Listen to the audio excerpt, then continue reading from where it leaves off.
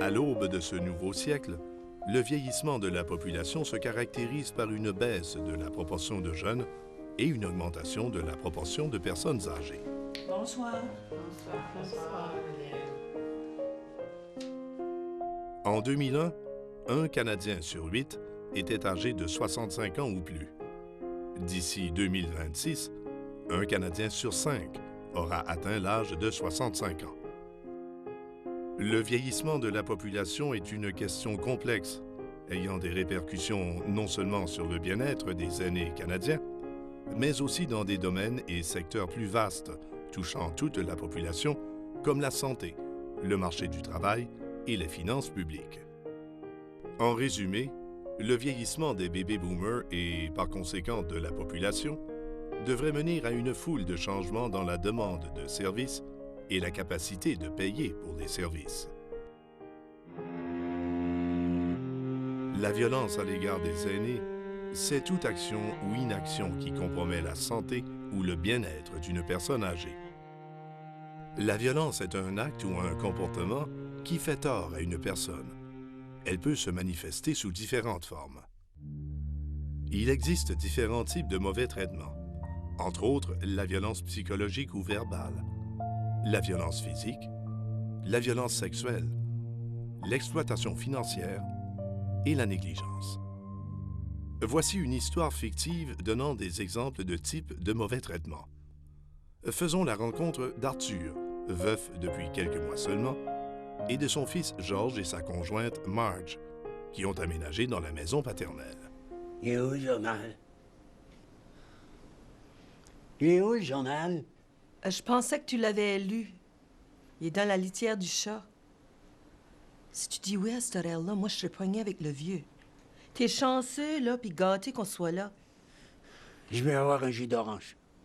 Je veux un jus d'orange. Qu'est-ce que tu veux, le vieux? C'est parce qu'on jase, là. Puis tu n'as eu un jus d'orange. C'est plate à dire, là, ben il sent pas bon. Puis encore dans son pyjama, puis il est passé 2 heures. Toi puis tes idées. Je t'avais dit que c'était pas payant de rester ici puis le garder. C'est plus de problèmes qu'autre chose. Comment dire si la personne âgée est victime de violence, de négligence ou les deux à la fois? Voici quelques signes avertisseurs. La personne âgée éprouve une certaine nervosité en présence du soignant. Présente des blessures inexpliquées.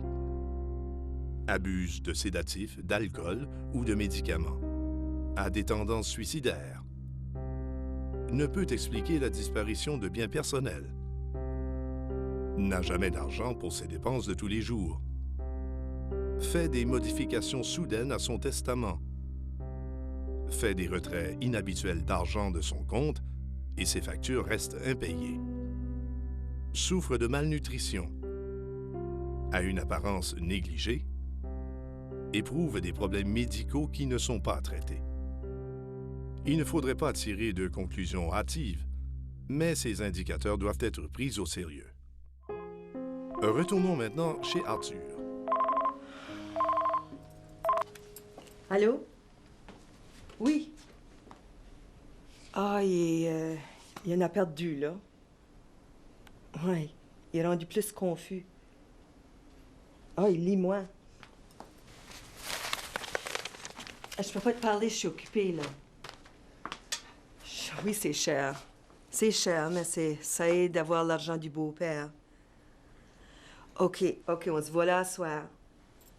Comment ça, on va se voir à soir? J'ai des choses à faire, moi. Occupe-toi de ton père pour une fois. Moi, j'en peux plus. Même pas capable de s'aider. Je veux un jus d'orange.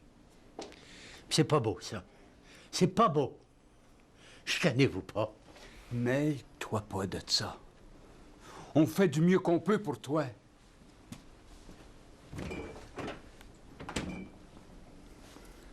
Tiens ton jus d'orange.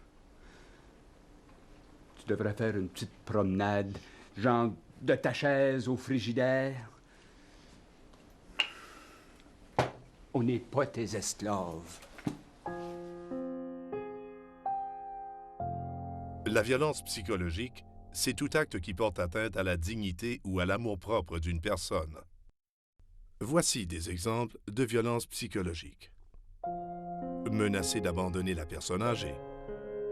L'insulter, blasphémer ou crier après elle. L'empêcher de recevoir des visiteurs. Lui dire qu'elle cause beaucoup trop de problèmes. La traiter comme une servante. La traiter comme un enfant. Exiger qu'elle garde les petits-enfants. L'exclure d'événements importants. La priver de ses droits. La violence physique, c'est tout acte de violence qui cause des blessures ou des lésions corporelles. La violence physique à l'égard des aînés prend aussi plusieurs formes. En voici des exemples. Pousser, bousculer ou frapper. Limiter de manière excessive les mouvements de la personne âgée en lui faisant prendre des tranquillisants ou d'autres médicaments. La forcer à rester dans sa chambre ou sur sa chaise. La priver de médicaments. Mauvaise utilisation de médicaments. Prescription excessive, quantité excessive ou mauvaise administration. Retournons maintenant chez Arthur. Une voisine aînée, qui est aussi une amie de la famille, vient visiter Arthur après un long séjour dans le sud. Allô, je suis revenue de Floride. Ça passe vite, 8 mois. J'ai tricoté des bols pour Arthur. Est-ce qu'il faut que j'appelle avant de venir? Oui, c'est mieux que vous appeliez. Il en perd, là. Oui, depuis que maman est décédée, papa en a perdu. On le soigne du mieux qu'on peut, mais il est pas toujours facile à prendre.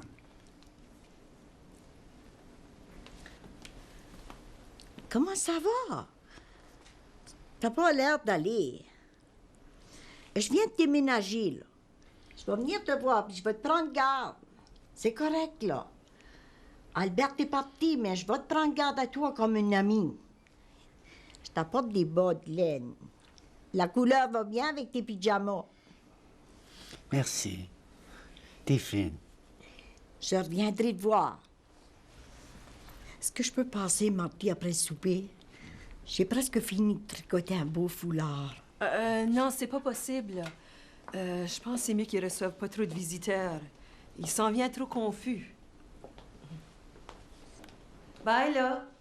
Hey, puis c'est pas utile, le foulard. Il sort presque plus. Ça fait pas mon affaire qu'elle vienne tout le temps le voir.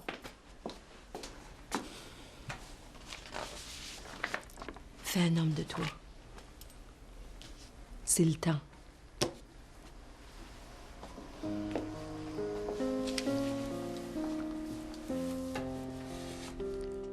Une autre forme de violence que subissent les aînés, c'est l'exploitation financière, c'est-à-dire toute utilisation inadéquate de l'argent ou des biens d'une personne âgée sans que cette dernière en ait pleinement conscience ou sans son consentement. On peut penser à ces gestes.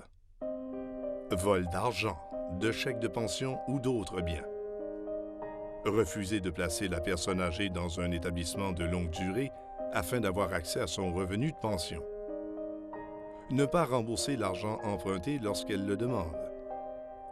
La forcer de quitter sa maison pour la vendre. La forcer de vendre d'autres biens personnels. Lui faire signer des documents juridiques qu'elle ne comprend pas bien. La forcer de donner de l'argent à ses proches. Des membres de la famille refusent de quitter la maison lorsqu'elle le demande. Des membres de la famille partagent la maison sans assumer une juste part des frais. Des membres de la famille exercent des pressions pour qu'elle achète de l'alcool ou des drogues. Ne pas permettre à un aîné d'acheter des vêtements ou autres articles nécessaires.